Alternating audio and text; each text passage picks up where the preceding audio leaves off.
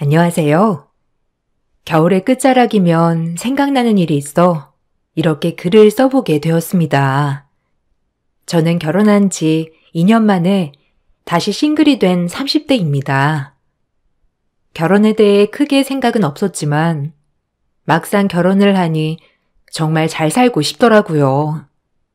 그래서 이상하다는 생각이 들어도 꾸역꾸역 참았었는데 이렇게 이혼을 하고 보니 참는 게 능사는 아니라는 걸 요즘 많이 느끼고 있습니다. 어릴 적 아빠와 이혼을 하시고 엄마는 저를 홀로 열심히 키우셨어요. 이혼할 당시 주부셨던 엄마는 정말 안 해본 일이 없을 정도로 많은 노력을 하셨습니다. 그렇게 열심히 살던 중에 엄마는 장사를 시작하게 되셨고 장사를 하면서 많은 돈을 벌게 되셨어요. 이혼 초반에는 힘들어 하셨지만 자리를 잘 잡으셨고 저 역시 금전적으로 부족함 없이 자라게 되었습니다. 저는 어릴 적부터 엄마의 고생을 알고 있었기 때문에 열심히 공부를 했고 그렇게 명문대에 합격을 하게 되었죠. 졸업을 한 후에는 바로 대기업으로 입사를 하게 되었고 남편을 만나게 되었습니다. 남편은 정말 자신감이 넘치는 사람이었어요. 우리 집은 원래 대대로 사업을 하는 집안인데 나는 사업하는 게 영 맞지 않은 것 같더라고. 그래서 엄마랑 아빠가 사업을 하라고 했는데도 그냥 이렇게 취업을 했어. 은준애도 가게 운영하니까 알겠지만 직장 다니는 것보다 이것저것 신경 써야 할 것들이 더 많잖아. 나는 그게 나랑 잘 안 어울린다고 생각했어. 근데 막상 직장을 다니다 보니까 사업을 하는 게 나을 것 같다 생각도 들고. 은주는 어때? 나는 글쎄 별로 사업에 대해서는 크게 생각이 안 드네. 우리도 엄마가 가게 하고 있지만 그거 그대로 물려받을 생각은 나는 못하겠어. 엄마가 얼마나 고생하면서 사업장 운영하고 있는데 그거 그대로 내가 할 생각을 하면 엄두가 안 나. 수연 씨도 그렇지 않아? 부모님 사업장 운영하는 거 보면 내가 그 정도로 잘할 수 있을까 이런 생각 안 들어? 그런가? 나는 그래도 내가 하면 더 잘할 수 있을 것 같다 생각이 드는데. 어쨌든 나는 이렇게 직장 다니다가 아니다 싶으면 그만두려고.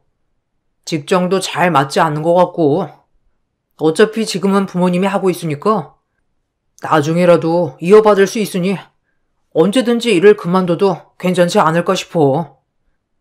어찌되었든 지금 안정적으로 가게가 잘 되고 있으니까 먹고 살 길은 있겠지. 저도 남편도 부모님께서 사업을 하고 계신 상황이었지만 저와 남편의 생각은 서로 달랐어요.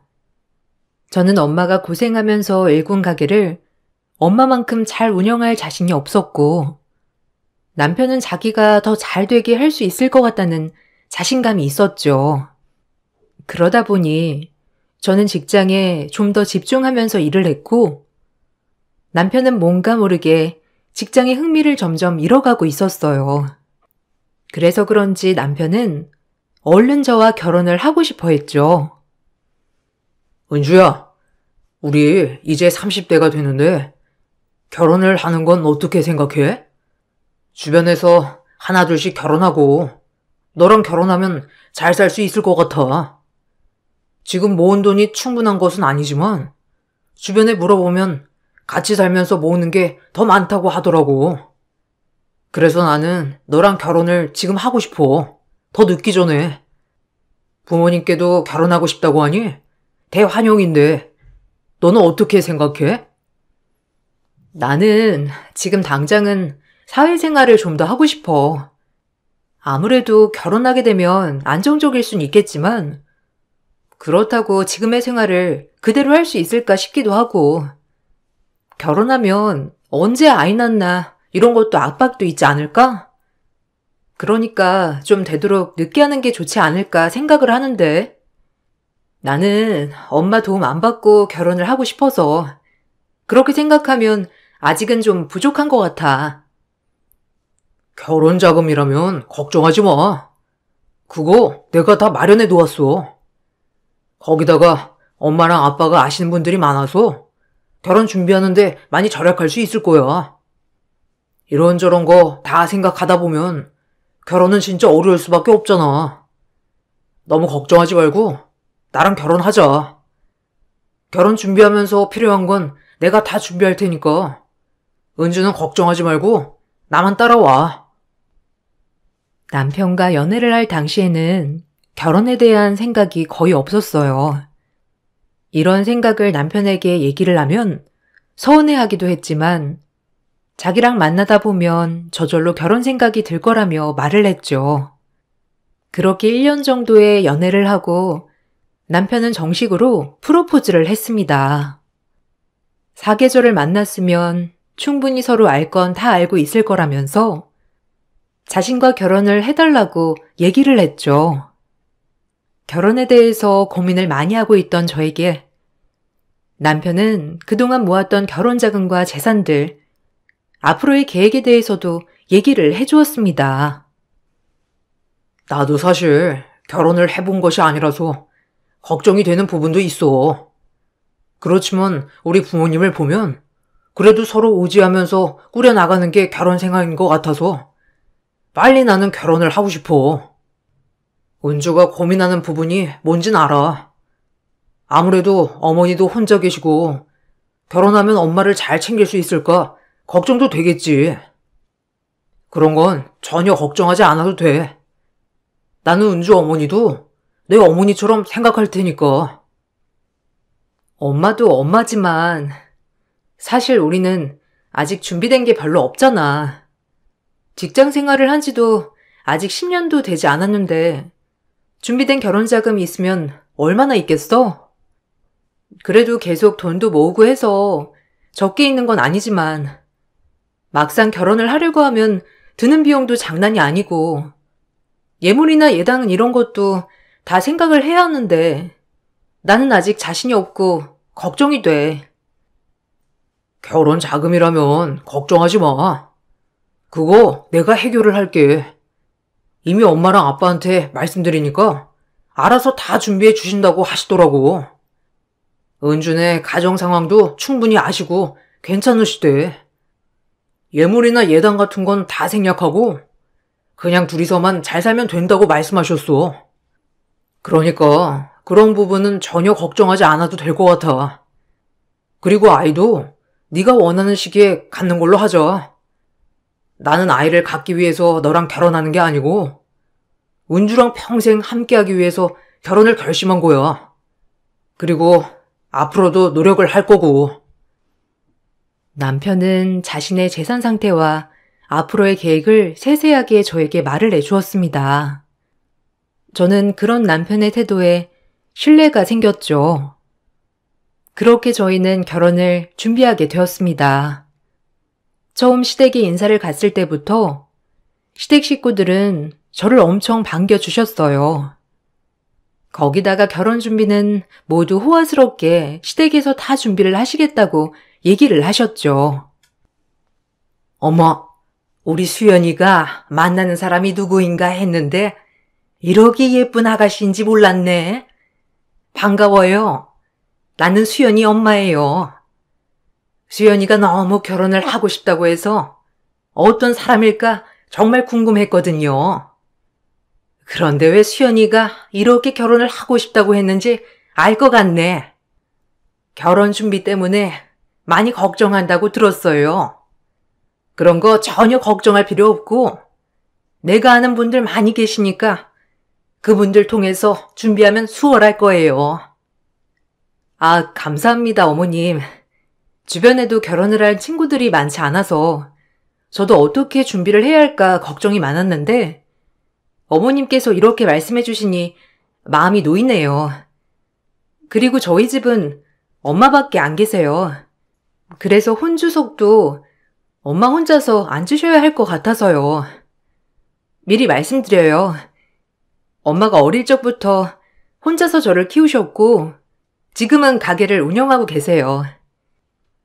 아, 그런 건 이미 수연이가 다 설명을 했어요. 그리고 우리는 그런 거에 전혀 신경 쓰지 않으니까 은주 씨도 신경 쓰지 않아도 돼요. 그래도 어머니랑 같이 뵈야 할 것 같은데 언제 시간이 괜찮을까요? 가게 운영하신다고 하셨죠? 우리도 사업장 운영하고 있는데 아마 만나면 말이 잘 통할 것 같네요. 부모들끼리 나눠야 하는 말들도 있고 하니 양가 만나서 인사 한번 할 수 있는 자리 마련을 해봐요. 수연이한테 얘기를 들어서 알겠지만 우리는 대대로 사업을 운영하는 곳이라 오시는 하객분들이 좀 있어요. 그래서 어느 정도 규모는 있게 결혼식을 진행해야 할 것 같은데 이런 부분은 걱정하지 말고 우리도 주변에서 결혼 사업을 하는 사람들이 있으니까 그런 사람들 통해서 하면 부담도 덜고 편안하게 진행할 수 있을 거예요. 그렇게 저희는 수월하게 결혼을 준비하는 데 보였습니다. 남편과 결혼식을 준비하기 위해서 서로 자금을 모으기로 했어요. 그런데 막상 자금을 서로 오픈해 정리를 하다 보니 남편이 처음에 얘기했던 것과는 다르게 통장에 다 묶여 있다고 하더라고요. 수연 씨, 근데 처음에 모아둔 자금이 어느 정도 있다고 한 거 아니었어? 근데 이건 지금 예금이라서 당장 사용할 수 없을 것 같은데. 그럼 이거 해지를 해야 하는 거야? 아니면 어떻게 해야 하는 거야? 신혼집은 어떻게 할까? 지금 내가 살고 있는 집은 전세이긴 한데 여기서 전세 만기 될 때까지 사는 것도 괜찮을 것 같은데 수연 씨는 어떻게 생각해? 아, 이거 통장 예금으로 묶어둔 거라서 아마 해지는 가능할 거야. 근데 엄마한테 물어보니까 지금 해지하면 약간 손해라고 하더라고. 그래서 급하면 엄마가 필요한 자금은 대준다고 하는데 그래도 엄마한테 손 벌리는 건 아닌 것 같아가지고 나중에 예금 만기되면 그때 정리하는 것도 좋지 않을까 싶은데 지금 당장 들어갈 돈이 많은 건 아니라서. 그렇긴 한데 아무튼 예금은 나중에 해지가 된다는 거지? 얼마나 남은 거야? 뭐 누가 먼저 결혼식 비용을 내던지 당장 상관은 없으니까 괜찮아. 그래도 약간 당황스럽긴 하다. 처음에는 수연 씨 돈까지 다 생각을 해서 좀 넉넉하게 준비를 해볼까 했었거든. 신혼집도 다른 곳으로 마련하는 게 좋지 않을까 생각을 하고 있었는데 당장 이사를 갈 수는 없겠다. 조금 마음에 걸리면 나중에 엄마한테 한번 말해볼게. 이게 엄마 아시는 분 때문에 가입했던 거였는데 혹시라도 다른 방법이 있으면 그걸로 해결을 하면 될 것 같아. 나도 당황스럽네. 바로 사용할 수 있을 줄 알았는데 물어보니까 지금 해지하면 손해라고 하니까 좀 주저하게 되더라고. 그래도 애써서 모은 돈인데 손해볼 순 없잖아. 갑작스러운 자금 상황에 당황스럽기도 했지만 그렇다고 해서 남편에게 뭐라고 말을 할 수는 없었어요.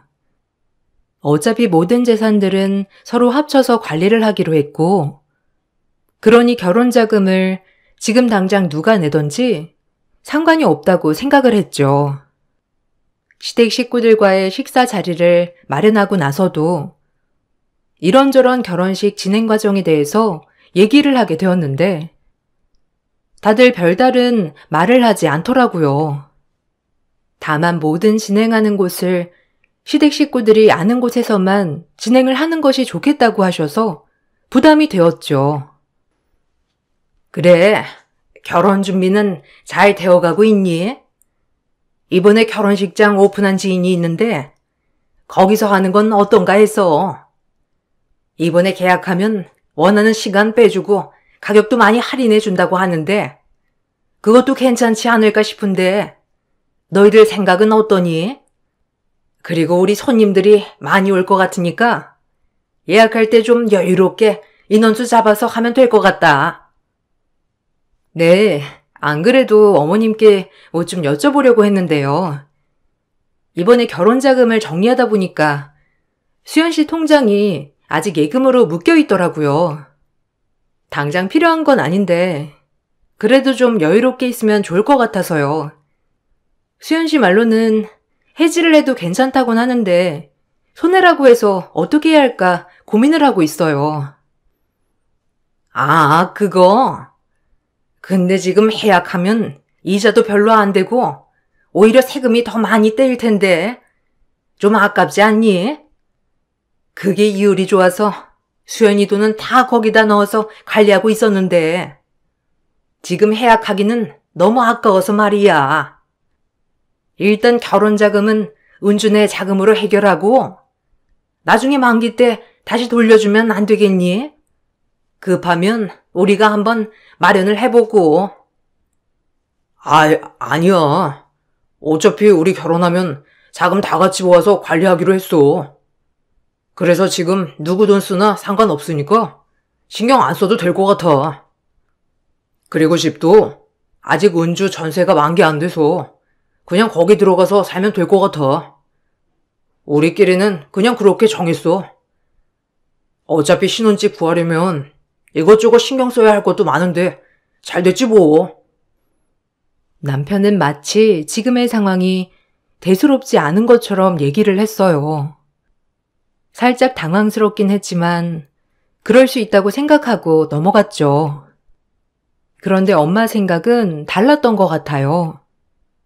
처음에는 결혼에 긍정적이었던 엄마가 이러한 상황을 알게 되시자 결혼을 미루라는 말을 하셨죠. 지금 당장 준비가 된 것이 없으니 준비를 조금 더 하고 결혼을 하는 게 좋을 것 같다고 얘기를 하셨어요. 은주한테 얘기 들었어. 지금 당장 예금이 묶여 있어서 쓸 수 없다고 해서 내가 좀 도와줄까 생각도 했었는데 은주가 긋고 말리더라고. 그래도 생애 한 번 있는 결혼식인데 뭔가 준비가 잘 되지 않은 상태로 진행하는 것 같아서 말이야. 그러면 지금 당장 결혼을 하기보다는 조금 미루는 건 어떠니? 예금도 조금 있으면 만기라고 했잖아. 그때까지 좀 미루고 전세도 그때쯤 되면 만기되니까 서로 자금 모아서 좋은 곳으로 이사 가는 것도 좋지 않을까 싶다. 어머님, 어차피 예금은 저희가 쓸 돈이고 저희 나중에 재산들 다 합쳐서 관리를 할 건데 굳이 미룰 필요가 있을까요? 이사도 결국 나중에 신혼집을 선택해서 갈 거면 지금 결혼하고 살림 합치고 나중에 좋은 곳으로 이사를 가도 괜찮지 않을까 생각을 하는데요. 그냥 순서의 문제지. 그렇다고 결혼을 미룰 필요는 없을 것 같습니다. 그것도 맞는 말인데 그래도 이왕 하는 거 잘 준비하면 좋지 않을까 싶어서 말이야. 뭔가 빨리 결혼식을 치르려고 서둘러서 이것저것 알아보고 하는 것 같은 느낌이라 조금 아쉽네. 은주도 이게 맞는지 하는 것 같기도 하고. 은주 주변에는 아직 결혼을 한 친구들이 없어서 사실 이게 맞는 건지도 모르고 하는 것 같아서 얘기하는 거야. 어머님, 그렇게 말씀하시면 제가 너무 서운하네요. 그래도 저는 결혼 준비하려고 이것저것 알아보고 있는데요. 단순히 자금 때문에 그러시는 거라면 그냥 손해보고 예금 해지할 수도 있습니다. 그것 때문에 이러시는 거라면 바로 해지하고 그 돈으로 결혼 준비할게요. 남편은 식사 자리에서 엄마가 하는 말에 기분 이상했고 그 이후부터 엄마에 대해 불편해하기 시작했습니다. 남편이 시부모님께도 이러한 사실을 말했는지 시부모님은 엄마와 따로 자리를 마련해 만나시기도 했어요. 엄마는 시부모님과 만난 이후에 결혼을 그대로 진행하셨죠. 그렇게 우여곡절 끝에 결혼을 하게 되었습니다. 문제는 결혼을 하고 난 후부터 남편과 엄마 사이는 더욱 나빠졌어요. 특히나 남편은 엄마를 불편해하고 싫어했죠. 남편은 결혼 후 3개월 만에 직장을 그만두고 시부모님이 하시는 사업장에서 일을 배우기 시작했어요. 시부모님은 남편에게 월급으로 200만 원도 되지 않는 돈을 주었죠. 남편은 이런 얘기를 엄마와의 식사 자리에서 말을 했어요. 장모님, 이번에 직장 그만두고 저희 부모님 사업장에서 일 배우고 있어요. 아무래도 직장은 저랑 잘 맞지 않는 것 같아서 사업 운영을 해보려고요. 아직 수습 기간이라서 200만 원 조금 안 되는 월급 받곤 있지만 그래도 차근차근 배우다 보면 제가 직접 사업장 운영할 수 있지 않을까 싶어서요. 은주도 옆에서 응원을 해주니 저도 열심히 배워보려고요. 아, 직장을 그만뒀어? 그래도 아무리 수습 기간이라고 해도 200만 원 조금 안 되는 월급이라면 조금 적지 않은가? 김서방 많이 힘들겠네. 그래도 열심히 하다 보면 좋은 날들도 있겠지. 직장 생활이 맞지 않는다고 했던 건 은주한테 들었네. 그동안 많이 스트레스 받았겠구나. 이번에 잘 열심히 배워서 잘 운영을 해보게.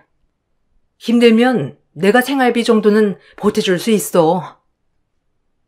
고마워, 엄마. 그래도 지금은 우리가 버는 돈으로도 충분해. 엄마 가게 운영하는 것도 힘든데 어떻게 우릴 도와줘. 그래도 엄마가 그렇게 얘기를 해주니까 마음이 놓인다. 그지 당신? 옆에서 이렇게 힘주고 도와준다는 사람들이 많으니까 든든하네. 사실 나는 직장 그만두고 사업장에 배우러 간다고 들었을 때 괜찮을까 걱정도 했는데 다들 이렇게 응원해주니까 다행이네. 그럼 이제 우리는 가족인데 뭐라든 응원해줘야지. 처음에 뭐든 배울 때 가장 힘든 게 돈이 안 돼서더라고. 나도 처음에 일 시작했을 때 모아둔 돈은 없지. 그렇다고 배우고 있는 일은 그만둘 수 없지. 정말 미칠 노릇이었어. 그걸 다 하니까 내가 김서방 힘들 때 도와준다고 하는 거야. 나중에 도움이 필요하면 언제든지 부담 없이 요청하라고. 하하호호 즐겁게 식사 자리를 마치고 집으로 오는 길에 남편은 뜬금없이 엄마가 자신의 자존심을 자극했다면서 기분 나빠했습니다. 저는 너무나 당황스럽고 왜 그런지 몰랐지만 그날 이후로 남편은 엄마를 싫어하기 시작했어요. 엄마가 주기적으로 반찬을 만들어 보내도 엄마가 한 반찬은 손에도 대지 않았고 엄마 생신 때에도 일이 바쁘다며 찾아뵙지 않았습니다. 어차피 부산에 계시는 엄마에게 직접 가서 생신을 챙겨드리는 것도 어려웠지만 전화조차 하지 않는 남편을 보면서 참 허무하기도 하고 화도 나더라고요. 그렇다고 해서 저에게도 똑같이 시댁을 가지 않아도 된다고 한 것은 아니었어요. 오히려 시댁 식구들은 나에게 잘해줬으니 결혼하면서 더 시댁 식구들에게 잘해야 한다고 말을 했죠. 당신 정말 너무한 거 아니야? 우리 벌써 결혼한 지 1년인데 우리 집에는 엄마 생신 때도 휴가 때도 첫 명절 때도 한 번도 내려가 보지 않았잖아. 거기다가 엄마한테는 이제 전화도 안 하는 거 알아? 그래 맞아. 그럴 수도 있어. 그러면 나도 그렇게 똑같이 해줘야 하는 거 아니야? 나는 매주 시댁 식구들이랑 밥 먹으러 가야 하고 챙겨야 하는데 왜 당신은 그렇게 해? 당신이랑 나랑 같아? 그리고 나는 장모님한테 화가 난 것도 있고 장모님이 먼저 나를 무시했는데 그걸 어떻게 잊을 수 있어? 다른 사람들이 들으면 아직까지 와이프 데리고 사는 것도 장하다고 할 판인데 뭐라고 하는 거야? 그리고 결혼하기 전에 홀어머니의 외동딸인 당신 아무런 거부감 없이 받아들였는데 그럼 이 정도는 해야 되는 거 아니야? 다른 사람들이 다 뜯어말린 결혼을 엄마 아빠가 괜찮다고 해서 한 결혼이라고. 뭐?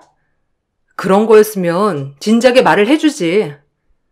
그러면 지금 이렇게 당신이랑 싸우지도 않고 혼자서 엄마랑 잘 살고 있었을 거 아니야. 어떻게 그런 얘기를 할 수가 있어? 언제는 엄마 혼자서 나 키워서 정말 대단하다고 했잖아. 고작 엄마가 도움 주겠다고 했던 게 그렇게 자존심이 상했어? 그럼 나는 시댁에서 저렇게 하시는데 자존심이 안 상하겠니? 말 똑바로 해. 됐다. 너랑 무슨 말을 하겠냐? 넌 항상 그래. 받은 건 생각도 안 하고 매번 받을 생각만 하고 있잖아. 지금까지 우리 식구들이 너 챙긴 건 안중에도 없고 더 받을 수나 있을까 생각을 하고 있잖아. 이렇게 이기적인 사람인지 생각지도 못했네. 가기 싫으면 가지 마. 그냥 당신이 가고 싶지 않아서 그런 거라고 사실대로 말할 테니까. 남편은 제가 배은망덕하고 은혜도 모르는 사람이라 말을 했어요. 그런 남편의 태도에 황당하고 어이가 없었죠. 더욱더 황당한 건 시댁 식구들의 태도였습니다. 시댁 식구들과의 식사 자리에서 남편과의 다툼을 얘기하게 되었어요. 어머님, 그래도 결혼했는데 제가 이렇게 시댁 식구들과 같이 자리를 하는 것처럼 그래도 열에 한 번은 해줘야 하는 게 아닌가 싶어서요. 거기다가 엄마 생신 때며 아무런 연락도 하지 않고 정말 남처럼 행동하니 제가 정말 서운하더라고요. 그런데 남편한테 얘기를 해도 인정해 주지도 않고 오히려 제가 이상하다고 하는데 이게 맞는 거예요? 예. 원래 사위는 백년 손님이야. 그거 모르니? 사위랑 며느리는 애초부터 다른 건데 그게 뭐가 너무하다고 하는 거야? 1년에 한두 번 가는 것도 많은 거다.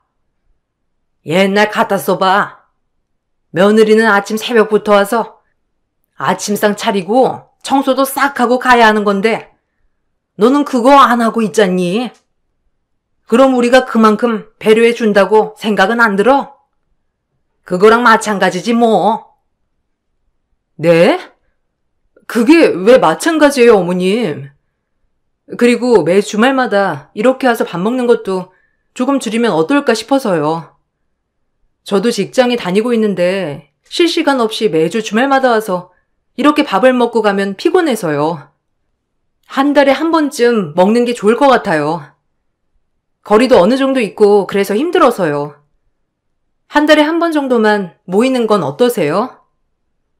네가 며느리로 온 지 1년밖에 안 되었는데 아직 이 정도밖에 친해지지 않았다는 건 뭔가 문제가 있는 것 같진 않니?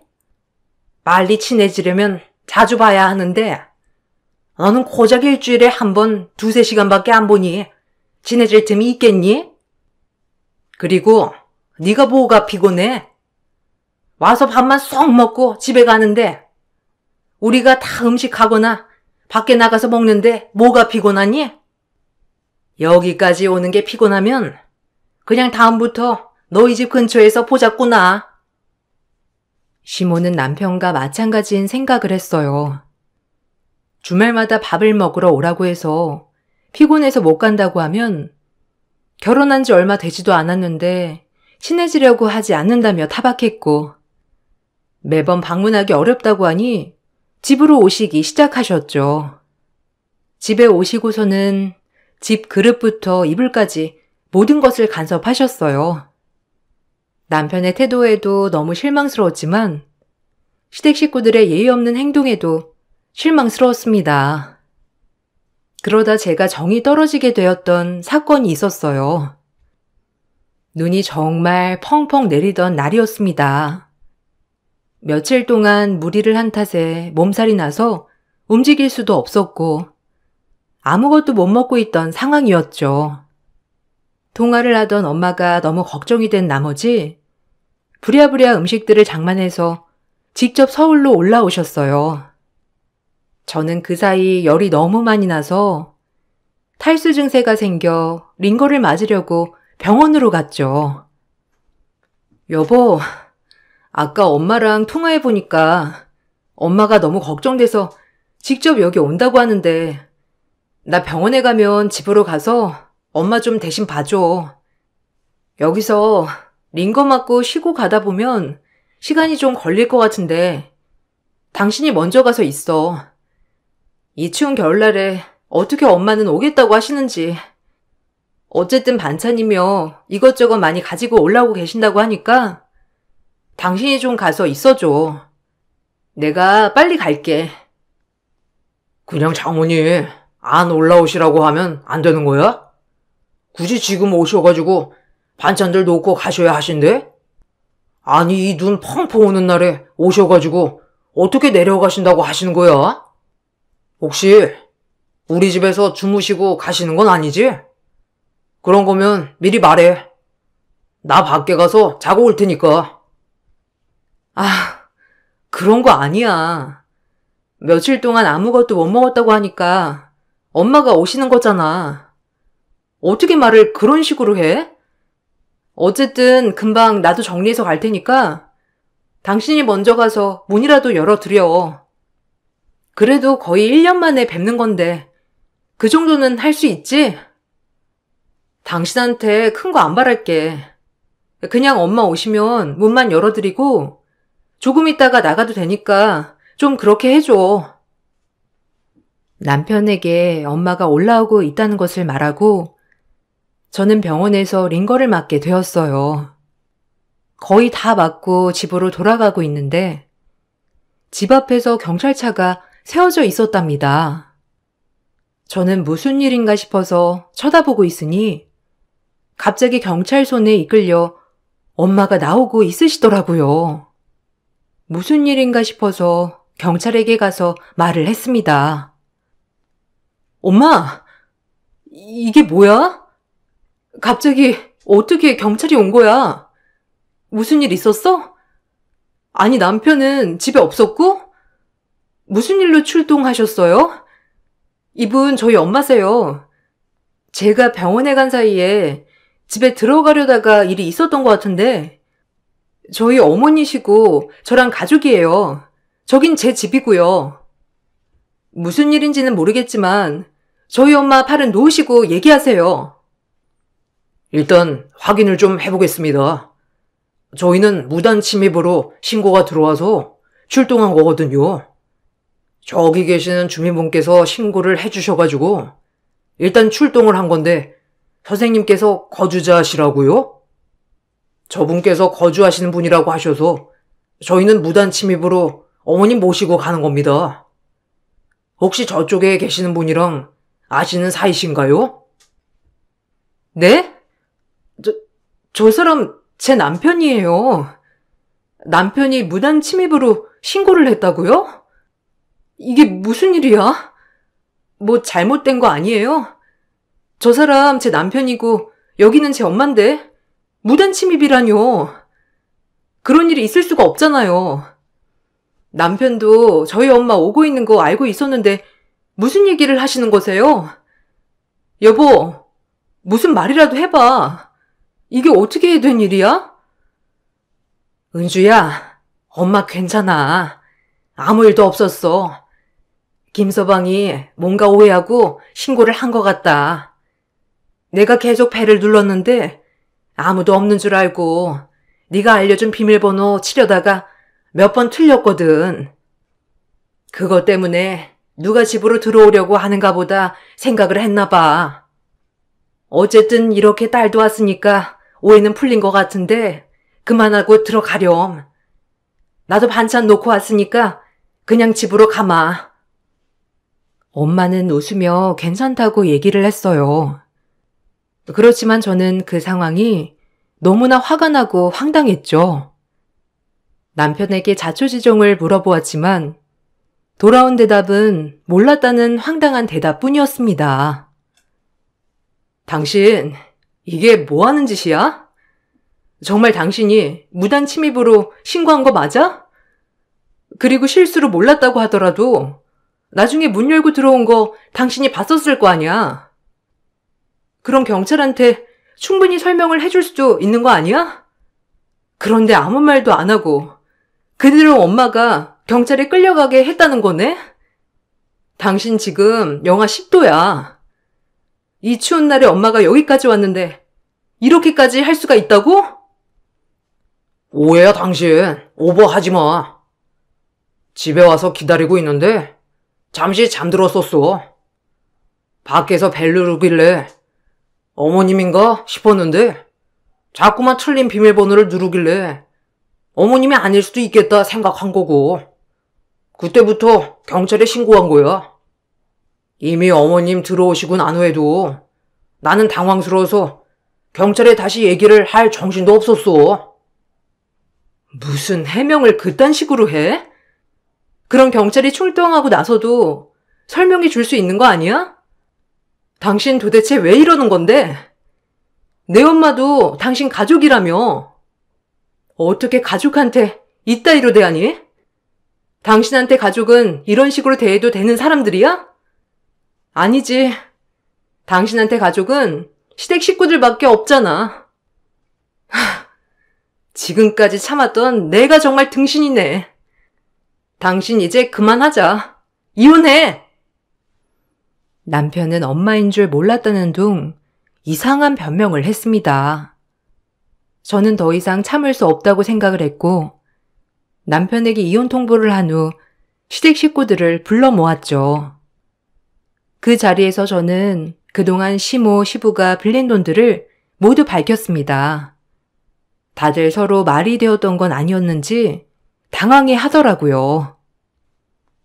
저 이 사람이랑 더 이상 못 삽니다. 이 엄동설안에 어렵게 여기까지 부산에서 엄마가 올라왔는데 무단 침입으로 엄마를 경찰에 신고하다뇨. 이대로는 이 사람이랑 살 수 없습니다. 정리할 테니까 지금까지 빌려가신 돈들 다시 돌려주세요. 그때 작성한 서류들도 다 가지고 있는 거 아시죠?